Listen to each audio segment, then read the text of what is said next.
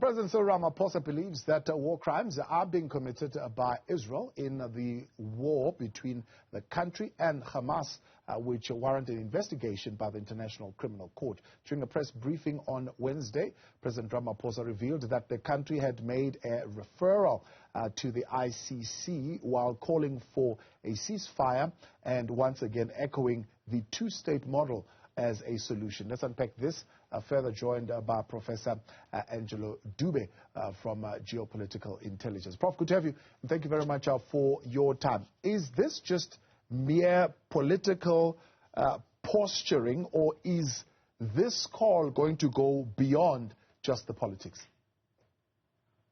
Thank you, and good evening to you and your viewers. Indeed, it's always a welcome move when you see politicians moving towards the side of justice, towards the side of the marginalized. To answer your question, it's too early to tell, but what must be commended is the fact that there is movement at the political level, because at the end of the day, states function through the instrumentality of politicians, and we see politicians moving towards the side of justice. It is a commendable move. Whether this will, in the long run, withstand the test of time, it's something that we are yet to see. But it's interesting to see that South Africa would stand up and actually make these bold assertions that it has made in the context of a conflict involving two states, where one of those states is heavily favored by the West and to a very great extent massaged by the international criminal justice system. So when this happens, it's actually a very welcome development in the area of geopolitics and international relations.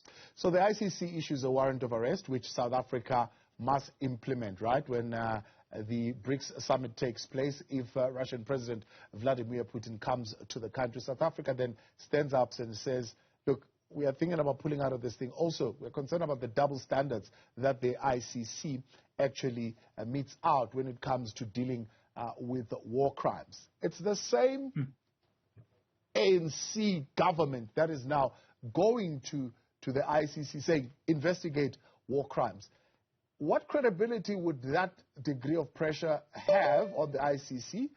But also, is the fact that South Africa has already said you are applying double standards when it comes to prosecuting war crimes going to work in their favor in putting pressure on the ICC to act? Look, when it comes to the issue of double standards, it's a very interesting issue, because if you look at the history of the ICC, if you look at the history of the international criminal justice system, you will notice that it is heavily characterized by double standards, in the sense that even if you go back to the Nuremberg trials, where we begin to see a movement internationally galvanizing towards holding perpetrators of crimes against humanity and war crimes responsible, you do see others who praise that movement to hold those who perpetrated the genocide accountable. But you also see those who label this as nothing else but victor's justice. So the concept or the phenomenon of double standards has existed for more than 50 years. It characterizes international law as it stands today. So there's particularly nothing new about South Africa saying one thing today and then saying something else tomorrow.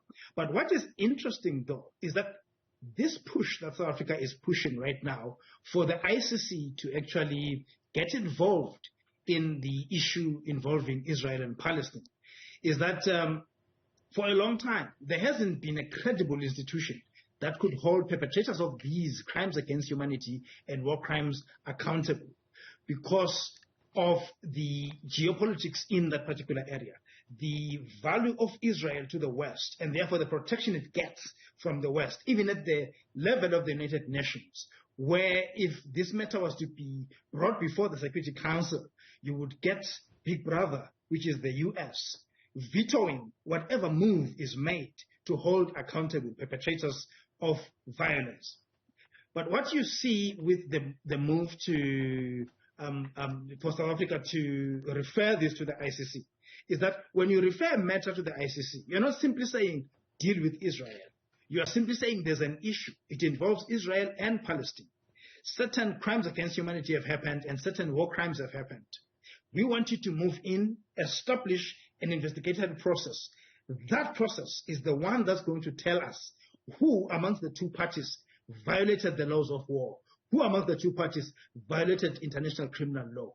So the move by South Africa is a noble one. It should be commended because it says to the ICC, the one credible institution right now at the global scale to deal with this matter, it says to that institution, go down to the ground, figure out what's happening, tell us who did what to whom, and in doing that, who violated the rules of war, who violated the rules of international law, and prosecute those people.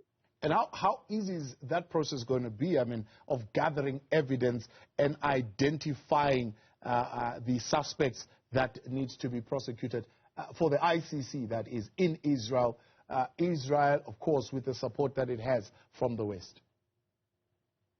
It's never an easy job for the ICC. I always pity what the good job that those guys do vis-a-vis the political and the political pushback that they get on the ground, because the best place where the evidence is on the ground, the so-called locus delicti, where in fact the theater of war, where war is happening, that's where the evidence is, and that's where the ICC needs to get itself to gather this evidence. Now, obviously, there's not going to be cooperation from the state, from the side of Israel.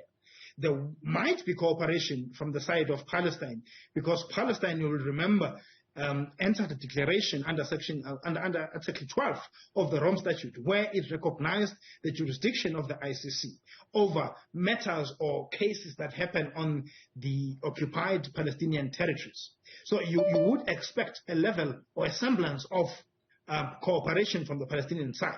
Obviously, Israel is not a party to the Rome Statute, and given its stance, its posturing, its political posturing and diplomatic posturing in this regard, there is a very small likelihood for Israel to actually cooperate with the ICC in carrying out these investigations. So the best thing that could have happened here would have been for this matter to be referred to the ICC by the UN Security Council, because that holds much more value.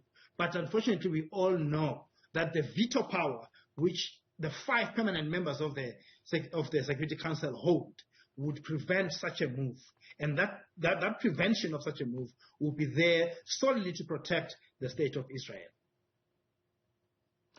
Now we saw a motion sponsored, symbolically by the EFF, of course, supported by and large by the African National Congress and those aligned with this particular view. And you've got others, of course, opposition parties on the other side, warning against severing diplomatic ties with Israel. Is the support of this motion, which now must be enacted, of course, by the ANC government, likely going to have an impact on South Africa's diplomatic relations with Israel? Look, if a state decides to withdraw its ambassador, its representative to a particular territory, or if it decides to shut down the diplomatic office in any particular territory, it is the highest form of communicating its indignation or its disagreement with that particular state in as far as it treats a particular issue of international law. Whether this is the best thing to do right now or not is a question for some other day. But what it does portray to us, or it does reveal to us, is that the global South, having been victims of apartheid, colonialism, subjugation, occupation, are taking sides with similarly circumstanced peoples of either the Middle East or the North or any other area of the global South. It simply says that South Africa comes from a past of apartheid, an apartheid system which Israel perpetrates to this day against Palestinians, an apartheid which South Africa has come to the realization that we cannot stand aside and watch this crime against humanity, declared by the UN to be a crime against humanity, happening in the state of Israel. We cannot stand aside and watch crimes against humanity. We cannot stand aside and watch war crimes being committed.